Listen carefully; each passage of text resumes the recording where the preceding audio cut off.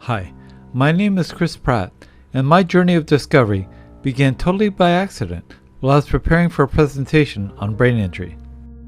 You see, 11 years ago, I acquired a brain injury due to surgery, and although my war zone was the operating room, I have had direct experience coping with and attempting to manage some serious challenges. So if I slur a word occasionally, I hope you'll understand. While coping with these challenges, I have become an expert student of neuroplasticity and the enormous power that awareness, choice, and consequence can have on a damaged brain or as one faces age-related cognitive decline. In my mind, awareness, choice, and consequence rules every aspect of our lives. Everything that happens to us is a consequence of a choice we have made. Everything.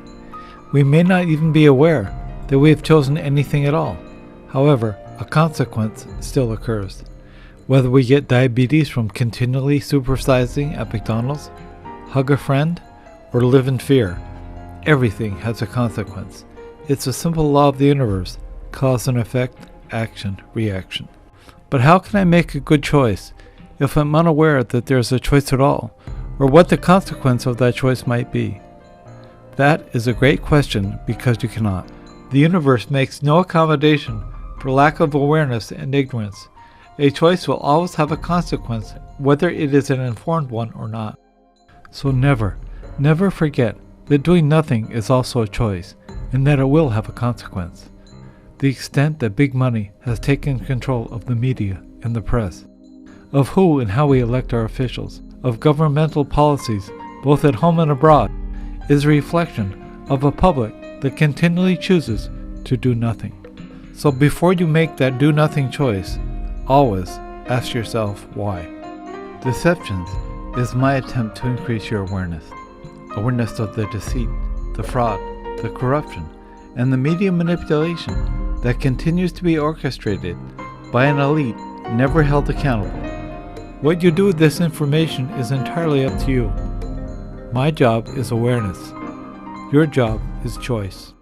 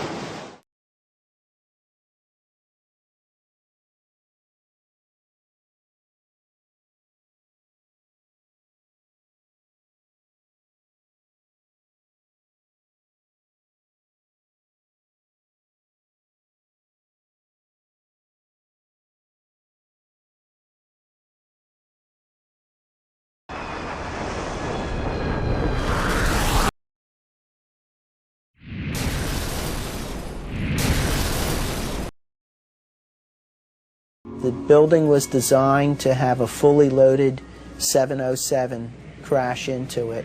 That was the largest plane at the time.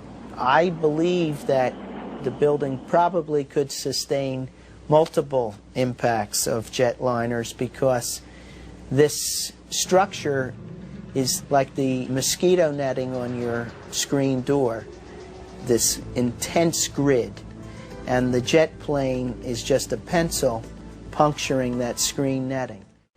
It really does nothing to the screen netting.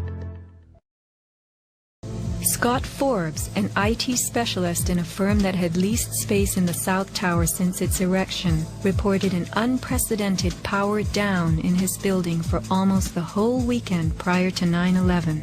We were notified 3 weeks in advance of the power down by the Port Authority. That was relatively short notice to plan to shut down all of our banking systems. It was a big deal. It was unprecedented. We had a data center on the 97th floor, so our originating servers were all there. During that weekend, the power down meant that there was no security. The doors were all open, basically, and also the security video cameras were all off. but they were guys in overalls carrying huge toolboxes and reels of cables walking around the building on that weekend.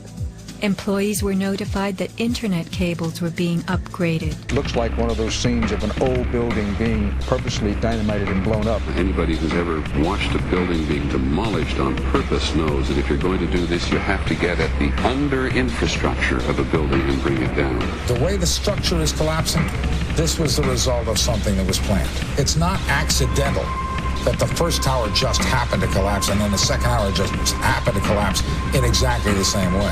How they accomplished this, we don't know. The building collapsed to dust. You don't find a desk. You don't find a chair. You don't find a telephone, a computer. The biggest piece of a telephone I found was half of the keypad, and it was about this big. If they had detonated, if they were planned to take down a building. Boom, boom, boom, boom. Never before in the history of the world has a steel building collapsed due to fire. In February 2005, the Windsor Tower in Madrid, a skyscraper undergoing reconstruction, sustained a 20-hour fire. This is what was left, a standing building strong enough to support a crane. Compare a 20-hour inferno to 90 minutes of smoke. As part of their investigation, NIST contracted Underwriters Laboratories to recreate floor models from the Twin Towers for the purpose of fire resistance tests. We heard about it in the news. We heard about it right away that the floors didn't collapse. Okay, so they tested these huge models. They're models, but they're huge. I mean, one model was essentially the same size and exactly the same as one of the types of floor sections used. And they tested it according to ASTM E119. They exposed it to much longer fire and higher temperatures than we know were present in the World Trade Center. So right away there was a problem.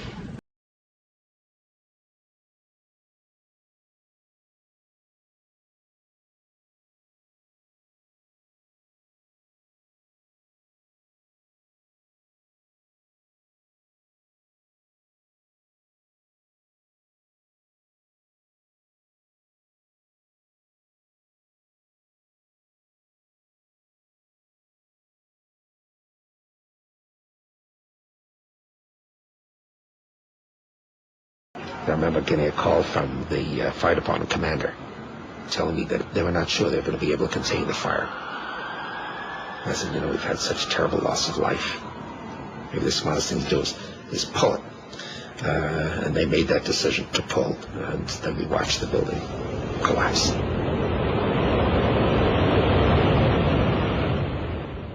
The building's tenants included the CIA, Department of Defense, IRS, Secret Service, and Rudy Giuliani's emergency bunker. And the SEC was using it to store 3,000 to 4,000 files related to numerous Wall Street investigations.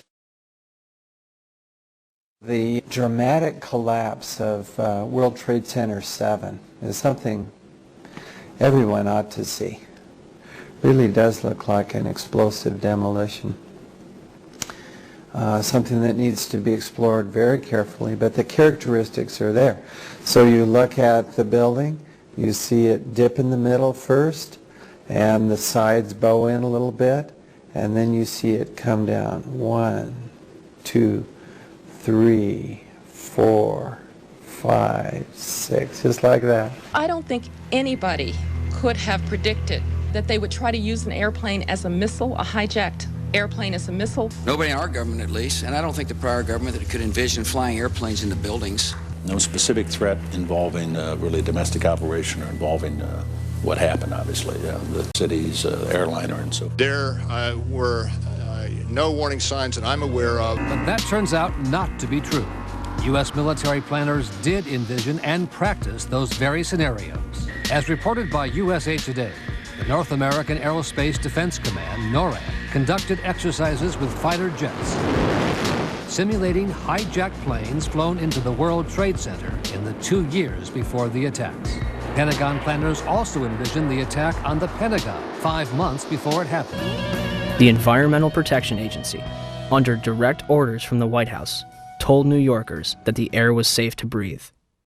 The administrator at the time, Christine Whitman, she took orders from Condoleezza Rice, who took orders from the White House.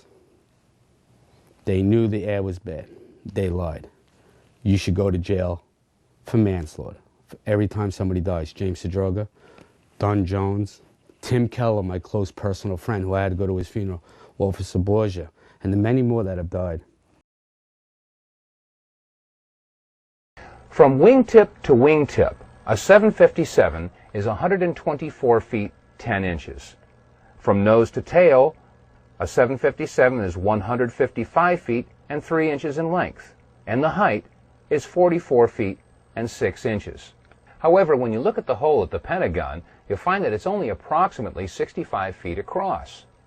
How does a plane of those dimensions fit into a hole only 65 feet across? From my close-up inspection, there's no evidence of a plane having crashed anywhere near the Pentagon. And as I said, the only pieces left that you can see are small enough that you could pick up in your hand. Shortly after the strike, government agents picked up debris and carried it off. The entire lawn was covered with dirt and gravel, so that any remaining forensic evidence was literally covered up. The videos from security cameras, which would show what really hit the Pentagon, were immediately confiscated by agents of the FBI.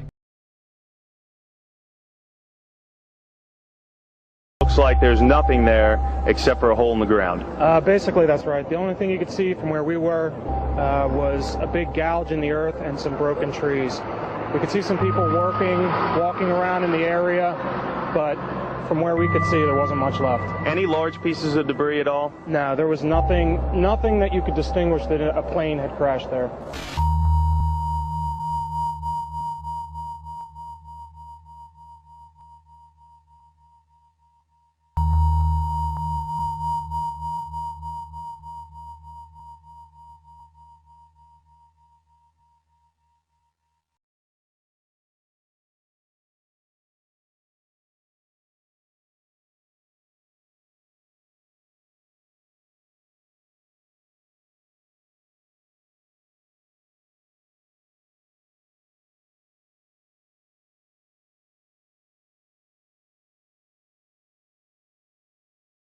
There are a lot of people who lie and get away with it.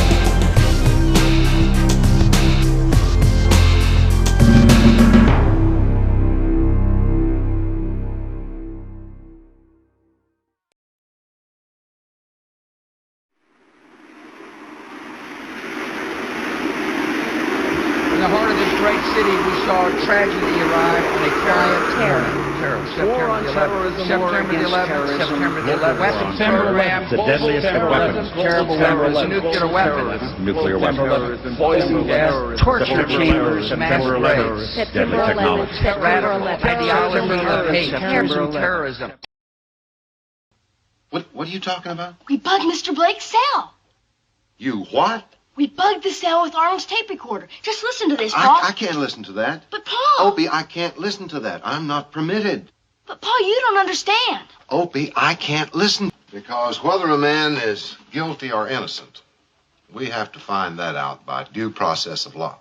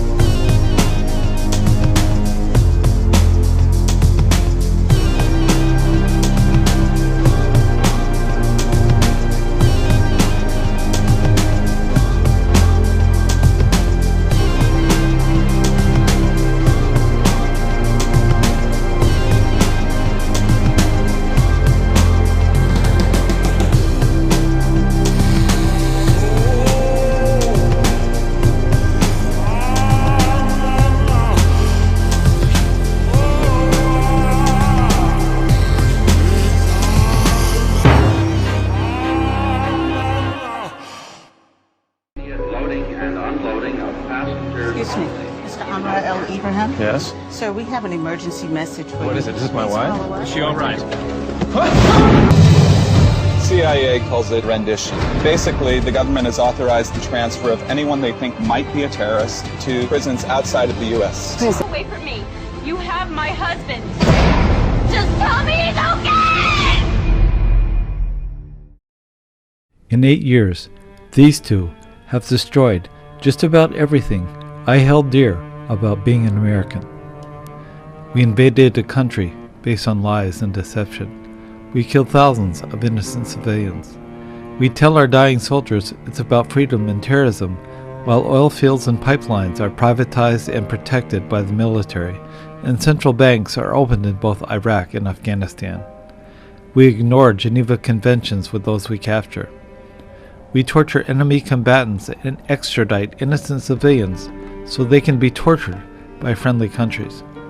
We mismanaged Hurricane Katrina, and many needlessly suffered and died.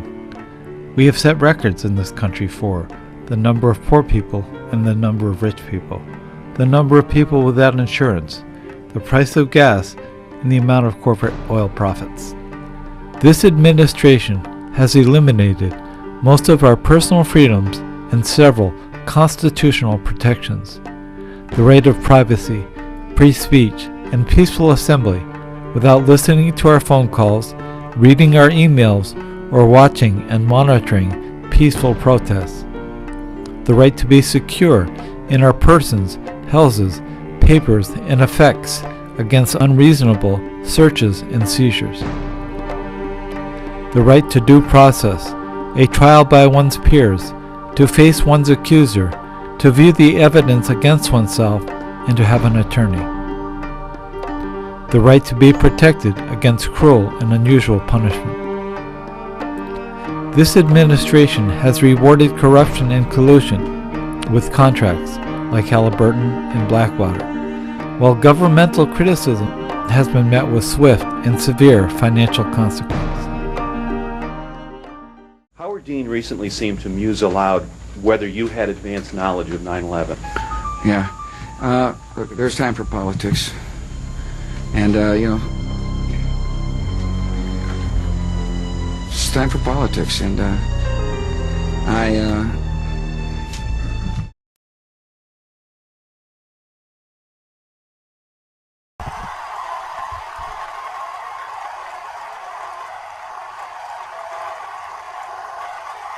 Real change was finally coming. End the anything goes culture on Wall Street with real regulation that protects your investments and pensions. Crack down on lobbyists once and for all so their backroom deal-making no longer drowns out the voices of the middle class and undermines our common interests as Americans. And yes, bring a responsible end to the war in Iraq, so we stop spending billions each month rebuilding their country when we should be rebuilding ours. Listen to what Matt Taibbi, a news correspondent for Rolling Stones, had to say on December 9th. What's taken place in the years since Obama won the presidency has turned out to be one of the most dramatic political about-faces in our history. Elected in the midst of a crushing economic crisis brought on by a decade of orgiastic deregulation and unchecked greed, Obama had a clear mandate to rein in Wall Street and remake the entire structure of the American economy. But what did we get? An administration dominated by Wall Street fat cats, insiders, and former lobbyists.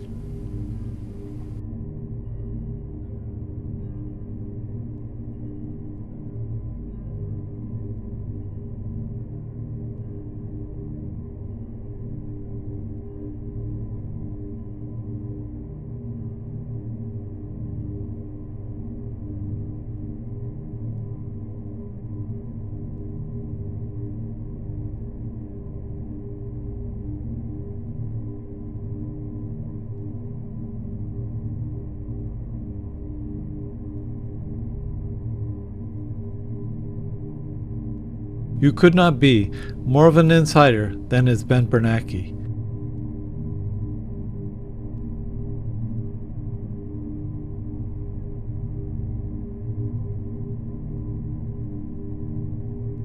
Listen as our economic man of the year predicts first the housing bubble and then unemployment. What is the worst case scenario if in fact we were to see prices come down substantially across the country? Well, I guess I don't buy your premise. It's a pretty unlikely possibility. We've never had a decline in house prices on a nationwide basis. So what I think is more likely is that house prices will slow, maybe stabilize, might slow consumption spending a bit. I don't think it's going to drive the economy too far from its full employment path, though. I could go on and on about the Wall Street fat cats and insiders that have been placed on the backs of the taxpayer by Obama's economic team of Wall Street fat cats and insiders.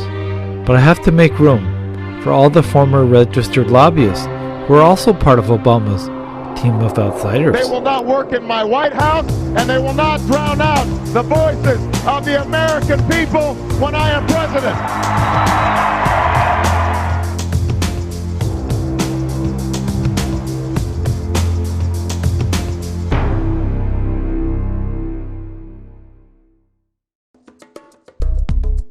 Trying to meet the healthcare needs of our nation of 300 million people by just hoping the private sector will provide has been a disaster.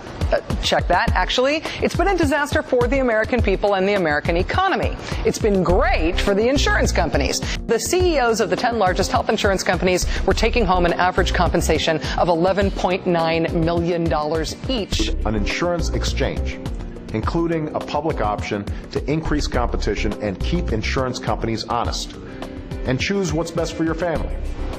Must, he said. Must. He has changed his mind on that now, apparently. I will promise you this, that if we have not gotten our troops out by the time I am president, it is the first thing I will do. I will get our troops home. We will bring an end to this war. You can take that to the bank. Obama's picks for the number 1 and 2 men at the Department of Defense are not reflective of change. The Secretary of Defense, Robert Gates, is the same man as we had under George Bush. Real change has in fact become no change. And the number 2 man was a former lobbyist for Raytheon, a company that has paid the U.S. government millions to settle several overcharging disputes, and a company that has been involved in numerous bribery scandals. These guys will not likely be leading peace movements anytime soon, nor restructuring what is a systemically corrupt military procurement system.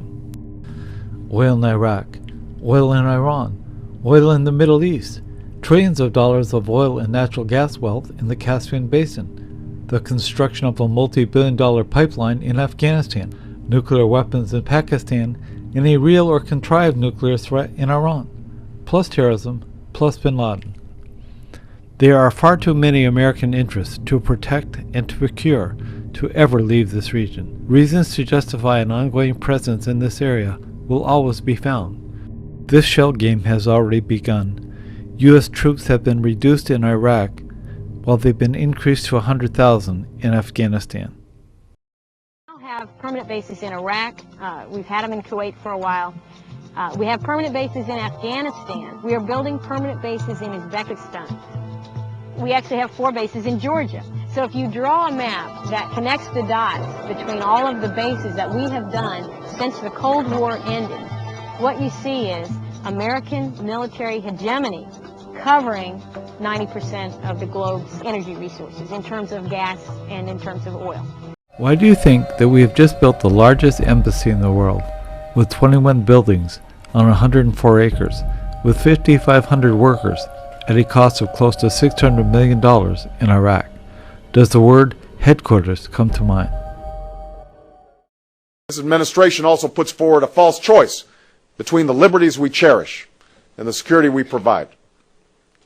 I will provide our intelligence and law enforcement agencies with the tools they need to track and take out the terrorists without undermining our Constitution and our freedom. That means no more illegal wiretapping of American citizens. No more national security letters to spy on citizens who are not suspected of a crime. No more tracking citizens who do nothing more than protest a misguided war. No more ignoring the law when it is inconvenient. That is not who we are. And it's not what is necessary to defeat the terrorists. The FISA court works. The separation of powers works. Our Constitution works. We will again set an example for the world that the law is not subject to the whims of stubborn rulers and that justice is not arbitrary.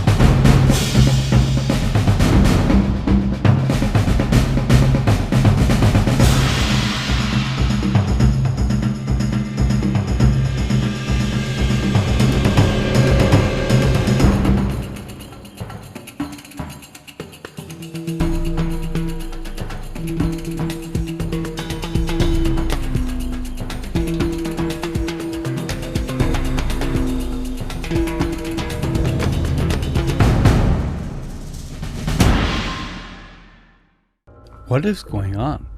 Obama filled his administration with exactly the people he pledged to protect us from. Trillions were given to the banks with no strings attached. The public option was eliminated from healthcare. More troops are put in harm's way in Afghanistan. None of our civil liberties have been restored. In fact, police suppression and brutality is escalating. Corporate immunity was granted to the drug companies, and then a false flu pandemic was declared, resulting in a multi-billion-dollar windfall. The nuclear industry is guaranteed billions in loans. Offshore oil drilling originally was expanded by Obama. Staged town meetings and White House censorship has occurred. In spite of pledges of transparency and millions of U.S. citizens who believe that the government is covering something up, Obama refuses to shine the light on Bush, Cheney, or the events of 9/11. Isn't it interesting that the Department of Defense and the Fed are both being run by Bush appointees? It is becoming increasingly clear why these two will never be investigated by the Obama administration. And then it finally dawned on me. The light finally came on. Obama was not the man behind the curtain, and neither was George Bush. They were simply players. Key players, power players, definitely the back row of the chessboard, but they were simply doing the bidding of the real power brokers, the real men behind the curtain. For the important moves, the key decisions are always being determined and controlled by big money and the power elite.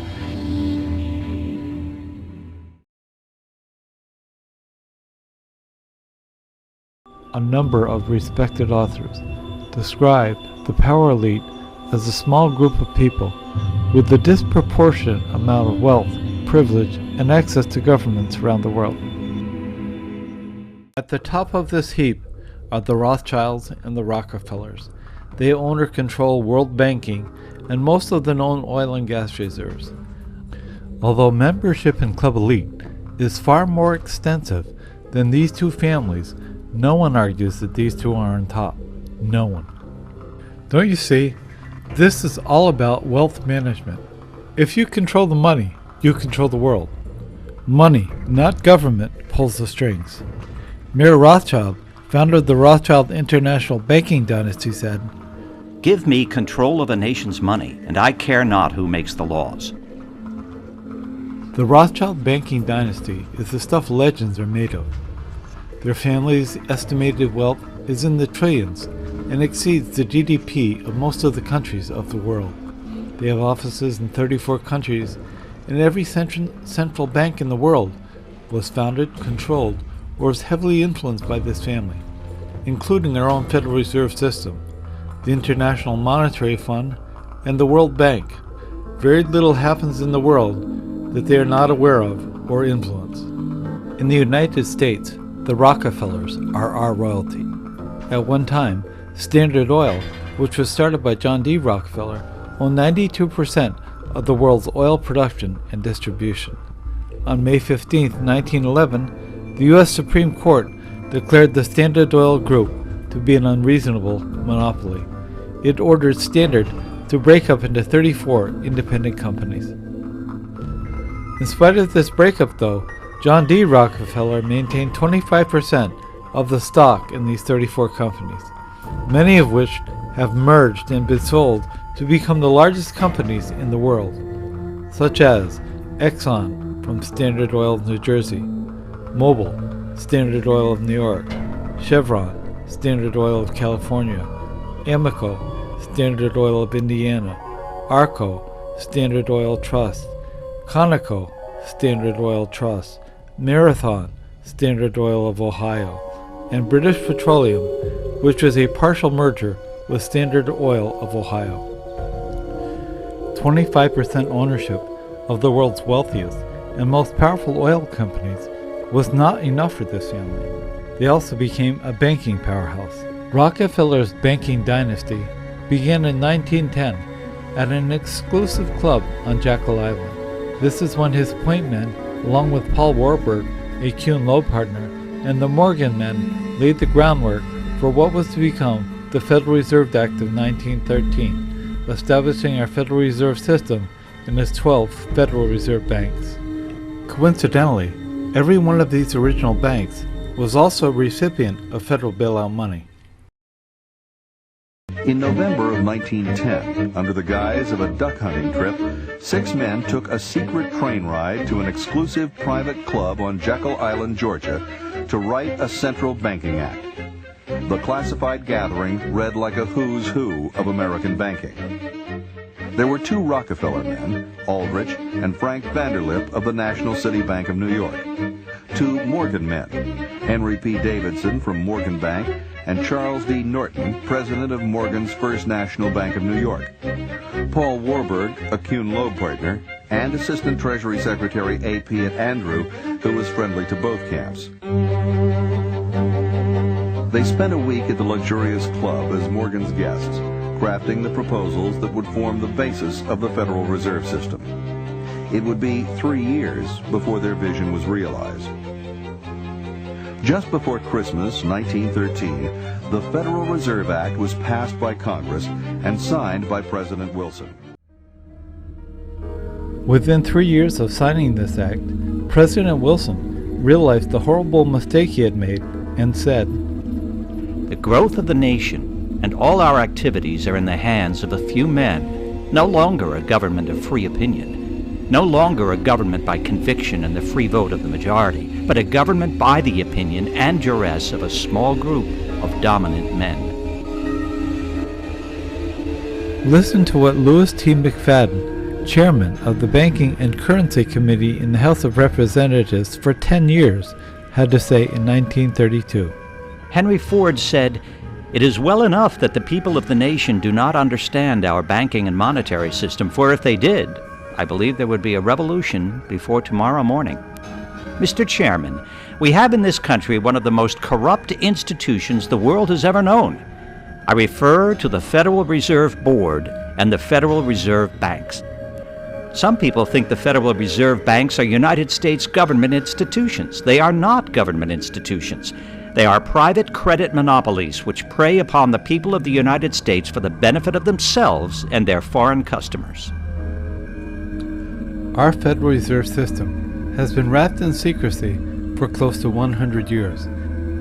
If there is nothing to hide about our Federal Reserve System, then full transparency, full disclosure, and real change should be a reality and not just a campaign slogan.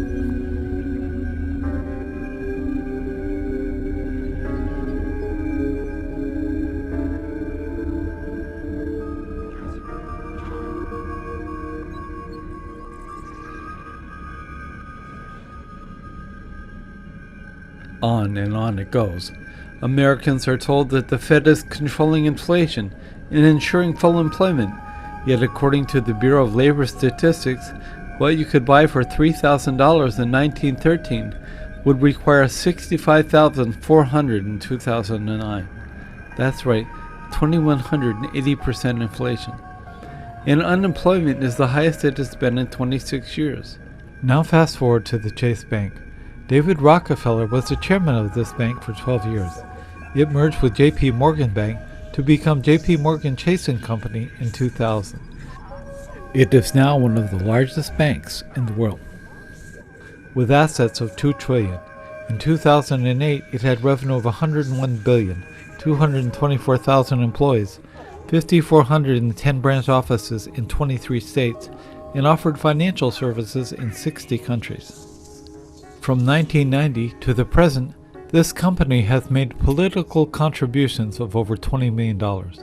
In 2008, they invested $4.8 million to help elect the politicians of their choice. In 2003, the SEC charged J.P. Morgan Chase & Company in connection with accounting fraud at Enron. They settled these charges for $135 million.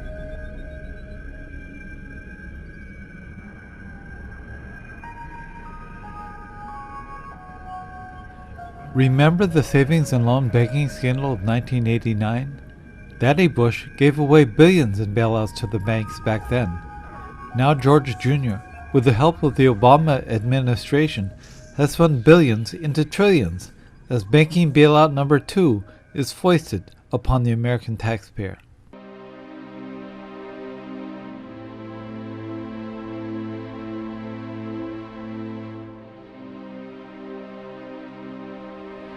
All of our elected officials participate in legal bribery.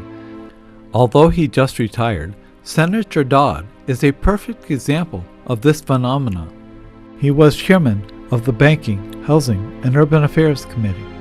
Last election, his 20 top contributors placed $3.2 million into his campaign chest, and they read like a who's who of the banking and insurance industry.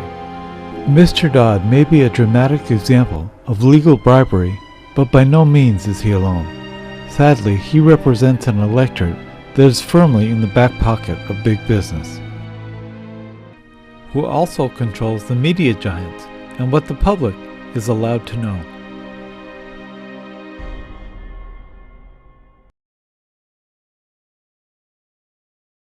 Just write it the way the lawyers want it written. I said, this is news. This is important. This is stuff people need to know. And I'll never forget, he didn't pause a beat, and he said, we just paid $3 billion for these television stations. We'll tell you what the news is. The news is what we say it is. I said, I'm not doing that. And he said, if you refuse to present the story the way we think it should be presented, you'll be fired for insubordination. Running this hearing with 5 days notice and then trying to jam media consolidation through by mid-December, to me, is damning evidence by the total abuse of the process itself that you're up to some kind of no good.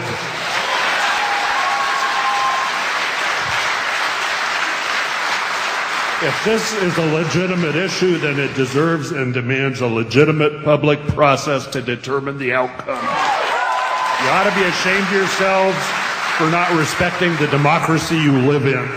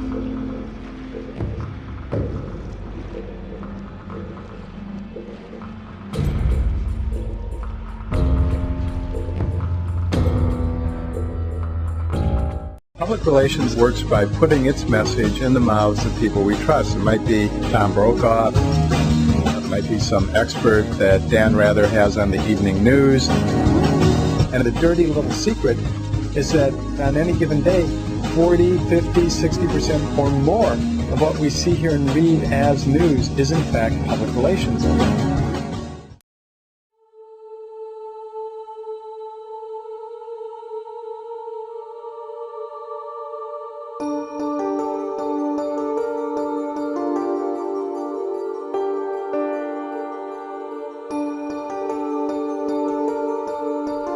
If we understand the mechanism and motives of the group mind, is it not possible to control and regiment the masses according to our will without their knowing it?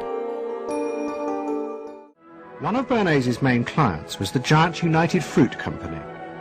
They own vast banana plantations in Guatemala in Central America. For decades, United Fruit had controlled the country through pliable dictators. It was known as a banana republic. But in 1950, a young officer, Colonel Arbenz, was elected president. He promised to remove United Fruit's control over the country. And in 1953, he announced the government would take over much of their land. It was a massively popular move, but a disaster for United Fruit, and they turned to Bernays to help get rid of Arbenz.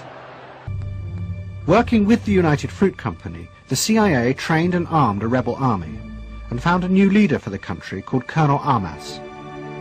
The CIA agent in charge was Howard Hunt, later one of the Watergate burglars.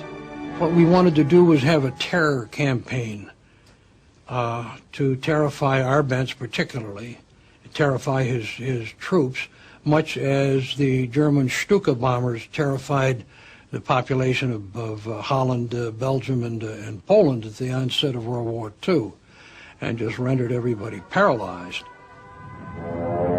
As planes flown by CIA pilots dropped bombs on Guatemala City, Edward Bernays carried on his propaganda campaign in the American press. He was preparing the American population to see this as the liberation of Guatemala by freedom fighters for democracy. He totally understood that the coup would happen when the public and the press, when conditions in the public and the press allowed for a coup to happen, and he created those conditions. He was totally savvy in terms of just what he was helping create there in terms of this overthrow. But ultimately he was reshaping reality, reshaping public opinion in a way that's undemocratic and manipulative. It really has been a magnificent media dance. Enough truth has been sprinkled in to give us the illusion that the full story has been uncovered and has been fully discussed. Yet if one were ever to stop, look, and think about things, it would become real obvious that there's no music at all. It's just a dance. A dance of deception that the whole world can see. And if you do not think that our government and our politicians, in collusion with this country's corporate giants, are not capable of such lies and deceit, reflect for a moment about the CIA, Department of Defense, NSA, FDA, and DEA, Homeland Security, voting irregularities, unanswered 9/11 questions, the Iraq War, the Afghanistan War, Halliburton, Blackwater, torture, rendition, Patriot Acts 1 and 2, wiretapping, Enron and Tyco, or the bank bailouts, or that our Federal Reserve banks continue to put billions into the hands of the world's wealthiest elite with interest payments and legally mandated 6% dividends. Wall Street corruption and fraud are legendary. Executive compensation is despicable. In spite of popular support, the public option for health care is eliminated. A false flu pandemic is declared, and unlimited corporate campaign financing is sanctioned by the Supreme Court. The Gulf oil spill is the worst economic and ecological disaster in our history, and most likely was caused by British Petroleum's own greed. Their suppression of information from the public and the government's inability to do anything but wait have become a familiar dance tune. Do you think any of this would have been possible without media's participation? So I'm sad because I see all of that in the flash in my mind as being an indication of how easy it is for the masses to be manipulated.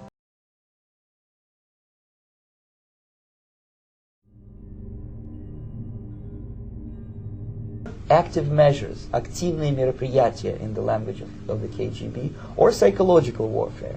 What it basically means is to change the perception of reality of every American to such an extent that despite of the abundance of information, no one is able to come to sensible conclusions in the interests of defending themselves, their families, their community, and their country.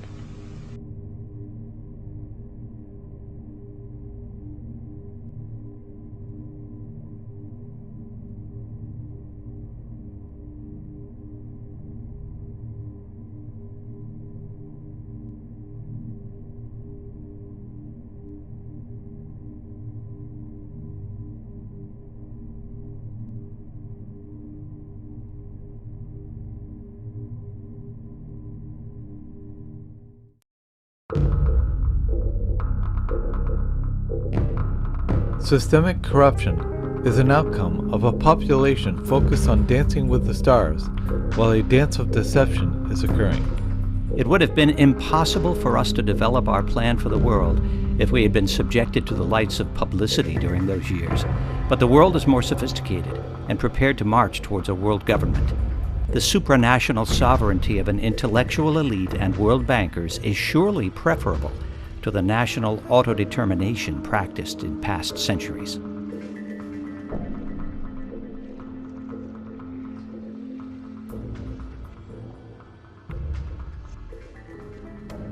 Ample evidence exists to support the belief that a secret cabal of international bankers and politicians have been nudging us into the direction of a new world order for years, starting with the Federal Reserve System in 1913. The International Monetary Fund, the World Bank, the European Union, and the Euro, NAFTA, the World Trade Organization, and the proposed North American Union in its currency, the Amero. David Rockefeller is a self-proclaimed internationalist and an obvious elitist, whose economic and foreign policy influences are well known and well established. David Rockefeller was quoted in his book, Memoirs, as saying on page 405, Some even believe we are part of a secret cabal, working against the best interest of the United States, characterizing my family and me as internationalists, and of conspiring with others around the world to build a more integrated global political and economic structure. One world, if you will. If that's the charge, I stand guilty, and I am proud of it. The cornerstone of his world influence has been the Council of Foreign Relations, which he chaired for 15 years. The fact that Dick Cheney was ever its leader speaks volumes about its nature. Since 1954, the world's most powerful people have met in secret once a year. They named themselves the Bilderberg Group. In 1977, the Times of London called the Bilderbergers a clique of the richest, economically and politically most powerful and influential men in the Western world. They meet secretly to plan events that later appear just to happen. If all this seems far-fetched, look around. America has been stripped of its industrial base. Our biggest export is employment, while Americans are working harder and longer at service sector jobs for less pay and fewer benefits. Our middle class continues to evaporate while we are being dumbed down in public and private schools, universities and colleges, and by mainstream media and tabloid news. We are kept in check by sports, idiotic reality TV, and video games, or anything else that turns off thinking. Princeton Review compared the Kennedy-Nixon debate transcripts to the Bush-Gore transcripts. The result? The required reading level dropped from 10th grade to between 6th and 7th. This, my friends, is what a dumbed-down, morally bankrupt, completely broken society looks like, and this is how it behaves. As you watch this horrific video, do you think any of these people own a single ounce of physical precious metal? Any gold? Any silver? Do you think that even one of them understands what the Federal Reserve is, or that the Fed is spending them into oblivion in economic slavery? No outrage over the bankers raping them. No outrage over their gutted industry. No outrage over their plundered dollar. Just blind, wanton stupidity. Just bread and circuses. The elite are social Darwinists, and they believe what they can get away with is fair game as long as we allow it. This is social engineering, and they've done it to us by design. They've turned us into animals that they can corral. We are no longer citizens in a republic safeguarded by our elected representatives. We are consumers feeding at a corporate trough managed by officials. Will you tell the American people to whom you lent $2.2 trillion of their dollars? Hundreds and hundreds of banks, any bank or that has access to the U.S. Federal Reserve's discount. Tell us who they are. No. Homeland Security has become so effective protecting world bankers at their gatherings that the U.S., Canada, and Great Britain are all on the verge of becoming police states. Sovereign nation states are being replaced by a series of regional unions with their own currency, such as the European Union and the Euro, or the proposed North American Union and the Amero. A brave new world is coming, and freedom, democracy, thinking, and self-determination are not part of the equation. Ladies and gentlemen, the very word secrecy is repugnant in a free and open society, and we are, as a people, inherently and historically opposed to secret societies, to secret oaths, and to secret proceedings. We decided long ago that the dangers of excessive and unwarranted concealment of pertinent facts far outweighed the dangers which are cited to justify it. Even today, there is little value in opposing the threat of a closed society by imitating its arbitrary restrictions. Even today, there is little value in ensuring the survival of our nation if our traditions do not survive with it. And there is very grave danger that an announced need for increased security will be seized upon by those anxious to expand its meaning to the very limits of official censorship and concealment. That I do not intend to permit to the extent that it's in my control. And no official of my administration, whether his rank is high or low, civilian or military, should interpret my words here tonight as an excuse to censor the news, to stifle dissent, to cover up our mistakes, or to withhold from the press and the public the facts they deserve to know. No president should fear public scrutiny of his program, for from that scrutiny comes understanding, and from that understanding comes support or opposition, and both are necessary. I am not asking your newspapers to support an administration, but I am asking your help in the tremendous task of informing and alerting the American people. And so it is to the printing press, to the recorder of man's deeds, the keeper of his conscience, the courier of his news, that we look for strength and assistance, confident that with your help, man will be what he was born to be, free and independent.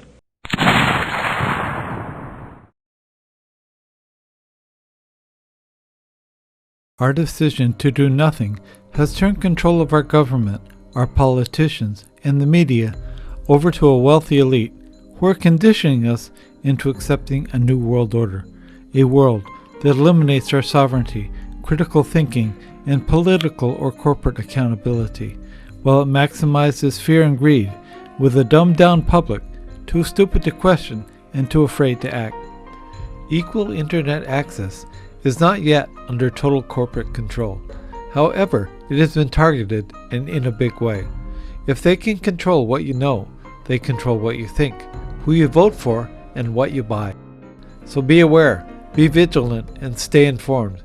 Equal access to the internet is our last hope. It allows for little people like myself to share facts that otherwise would remain buried. But remember, you are a David facing a Goliath of money, power, and control. But there is hope. This film was completed on a $600 computer with $80 worth of software and no filmmaking experience. Anyone can do this, and we must. We all must become citizen journalists. Our politicians and the media need to know that we have not sold out, and that on our watch, the light of truth is always lit. This country is suffering because of the lie of 9/11.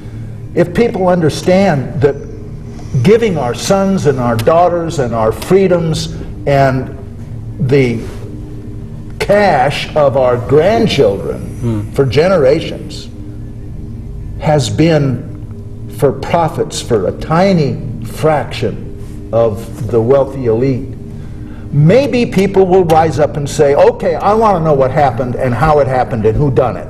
Right. Because the 9/11 Commission was never asked that, and we have never been told that, and by God we need to know.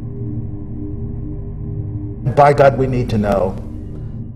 To watch the entire film online, to get more information, and to find out what you can do, go to www.deceptionsusa.com.